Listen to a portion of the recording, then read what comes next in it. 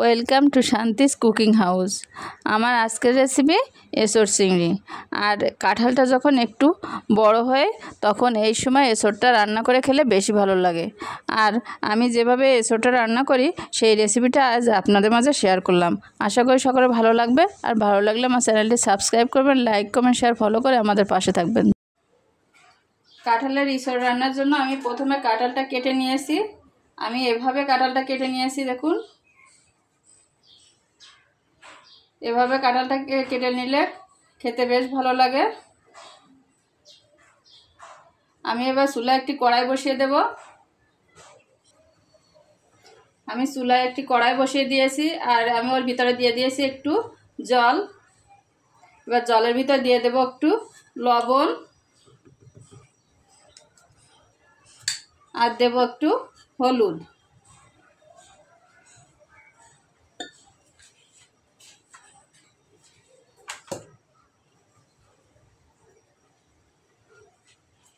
আমি দুটো আলু কেটে নিয়েছি, আমি আলুগুলো এর ভিতরে দিয়ে সিদ্ধ করে নেব।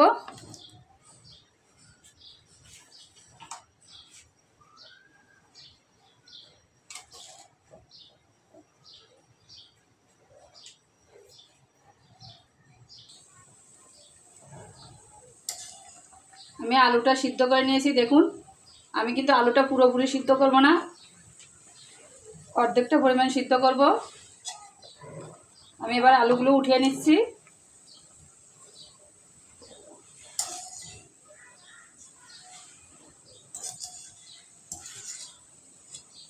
আমি এবার ওই জলের ভিতরে দিয়ে দিচ্ছি কাঁঠালের এঁচোড়গুলো দিয়ে সিদ্ধ করে নেব। এবার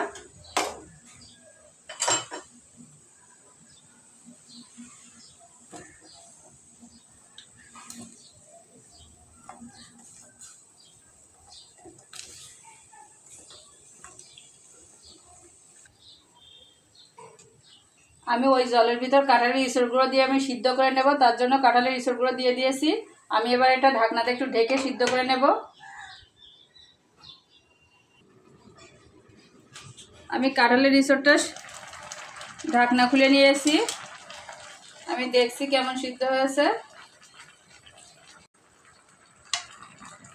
যখন অর্ধেক সিদ্ধ হয়ে যাবে তখন ওই পর্যায়ে চুলাটা বন্ধ করে ঢেলে নিতে হবে। আমি চুলা বন্ধ করে দিচ্ছি। আমি পেঁয়াজ বেরেস্তা করবো, তার জন্য কড়াইতে একটু দিয়ে দিচ্ছি সাদা তেল।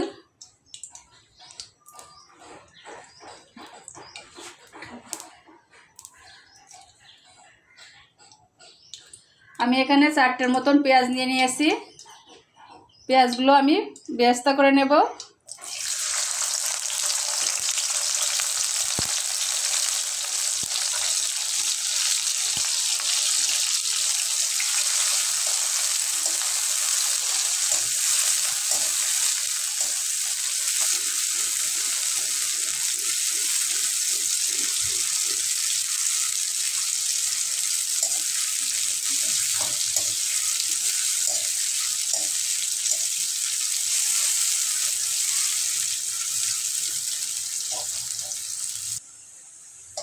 পেঁয়াজটা বেরেস্তা হয়ে গেছে, আমি এবার নামিয়ে নেব।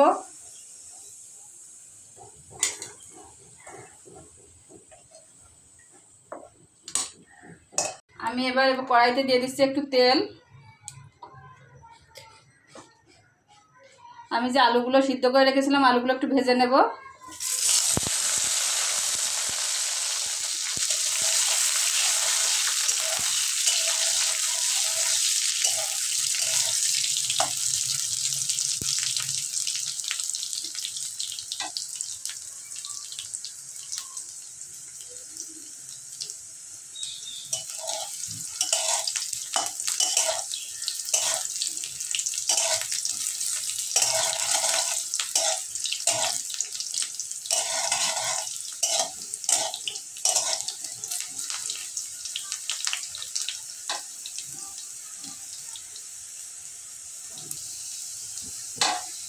আমি আলুগুলো ভেজে নিয়েছি, আমি এবার উঠিয়ে নেব।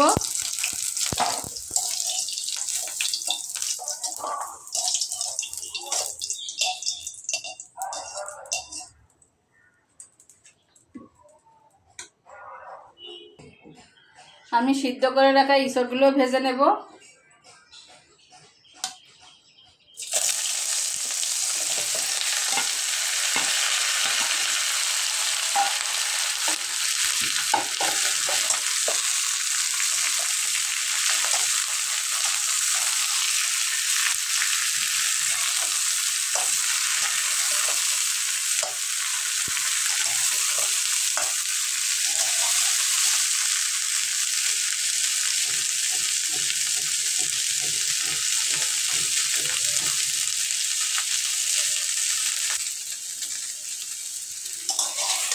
আমি ইঁচড়গুলো ভেজে নিয়েছি। আমি এবার এটা নামিয়ে নেব।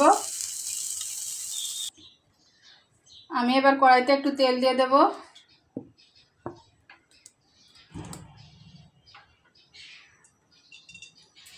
আমি এখানে 250 গ্রামের মতন চিংড়ি মাছ নিয়েছি। আমি এবার চিংড়ি মাছগুলো ভেজে নেব।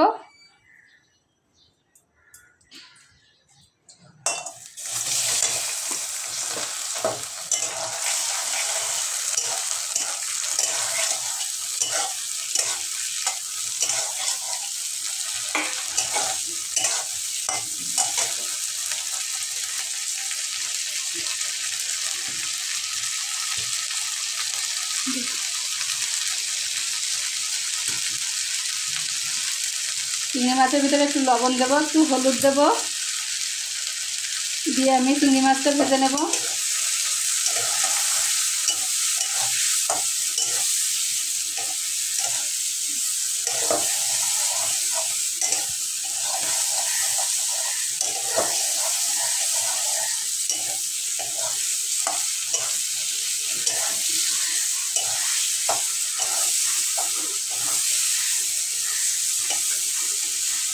চিংড়ি মাছটা কিন্তু আমি বেশি ভাজবো না। আমি এবার চিংড়ি মাছটা নামিয়ে নিচ্ছি।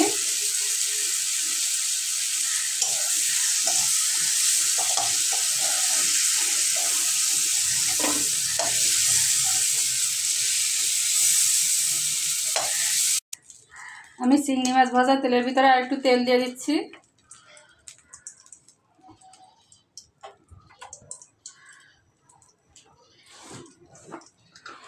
ওই তেলের ভিতরে আমি দিয়ে দিচ্ছি, ফোড়ন দিয়ে দিচ্ছি কিছুটা জিরে,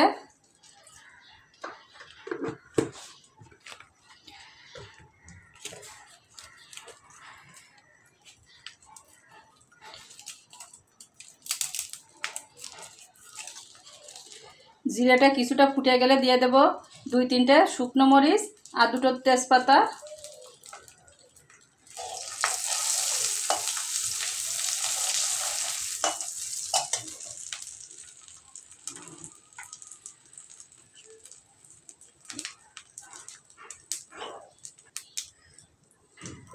আমি ওর ভিতর দিয়ে দিচ্ছি আদা রসুন কাঁচামরিচ বাটা।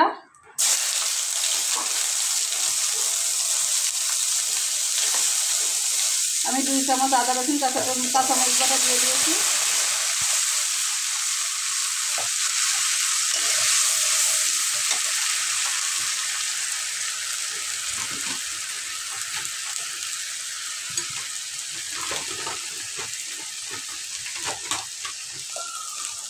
দিয়ে দেবো একটা টমেটো পেস্ট।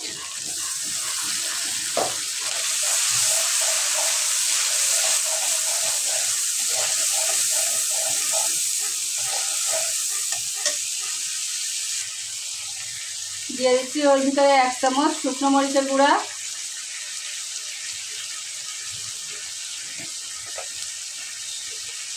1 চামচ জিরার গুঁড়া, 1/2 চামচ ধনিয়া গুঁড়া দিয়ে আমি মশলাটা ভালো করে কষিয়ে নেব।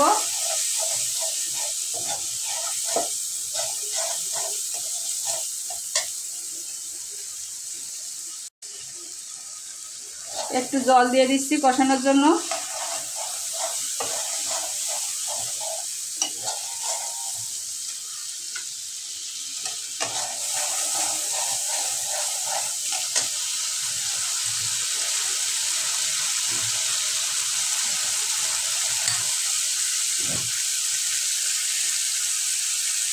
মশলাটা কষানো হয়ে গেছে। আমি ওর ভিতরে দিয়ে দেবো লবণ, হলুদ দিয়ে আমি আর একটু মিশিয়ে নিচ্ছি। সিদ্ধ করে রাখা আলুগুলো দিয়ে দিচ্ছি।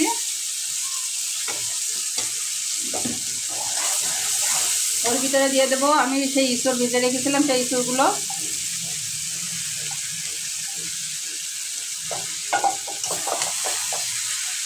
দিয়ে ভালো করে মিশিয়ে নেব।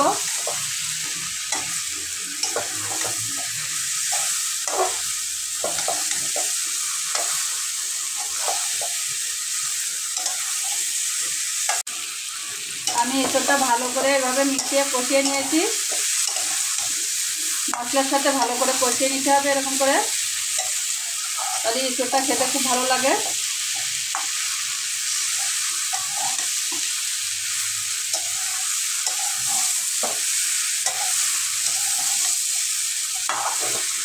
আমার ইঁচড়টা কষানো হয়ে গেছে। আমি এবার ওর ভিতর ভেজে রাখা চিংড়ি মাছগুলো দিয়ে দিচ্ছি।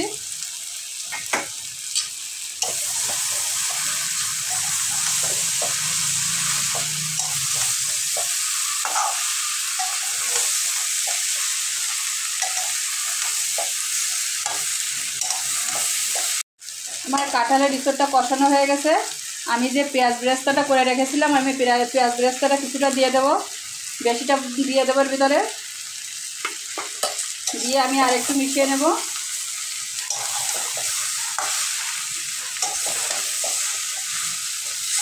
পেঁয়াজটা আপনারা এভাবে দিয়ে রান্না করে খেয়ে দেখবেন।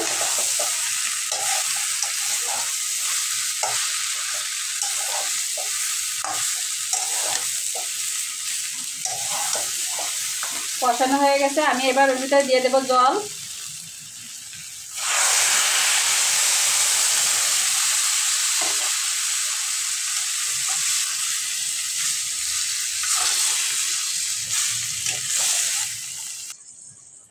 আমি জল দিয়ে দিয়েছি। আমি এরকম এতটুকু জল দিয়েছি। আপনারা যেমন জল রাখতে চান তেমন দেবেন।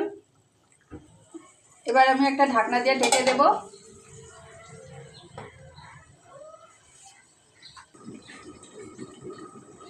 আমার ইঁচড়টা প্রায় সিদ্ধ হয়ে এসেছে, দেখুন। আমি ঢাকনা খুলে নিচ্ছি। আমার ইঁচড়টা বেশ গলে গিয়েছে।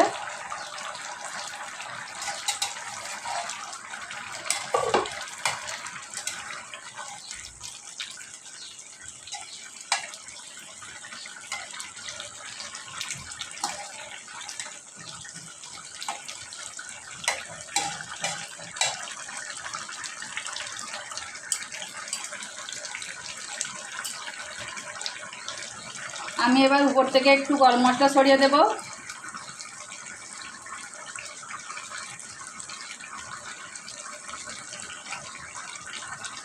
দিয়ে দিচ্ছি 1 চামচ গরম মশলা।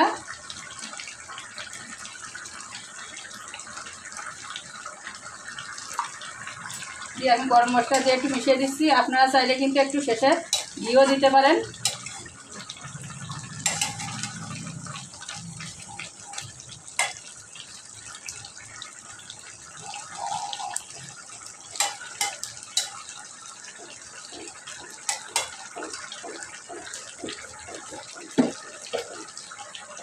নামানোর আগে আমি দিয়ে দেবো 1 চামচের মতন চিনি। কাঁঠালের যে কষটা থাকে ওই কষটা আর লাগবে না।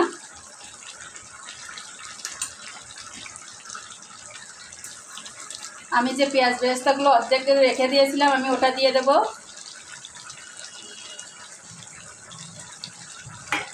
দিয়ে আমি এবার চুলাটা বন্ধ করে দেব। আমার এসর রান্না হয়ে গেছে। আমি অন্য একটি পাত্রে এসরটা ঢেলে নিয়েছি। আর এভাবে আপনারা বাড়িতে এসর রান্না করে খেয়ে দেখবেন। আশা করি সকলে ভালো লাগবে। ভালো লাগলে আমার চ্যানেলটি সাবস্ক্রাইব করবেন, লাইক কমেন্ট শেয়ার ফলো করে আমাদের পাশে থাকবেন। ধন্যবাদ।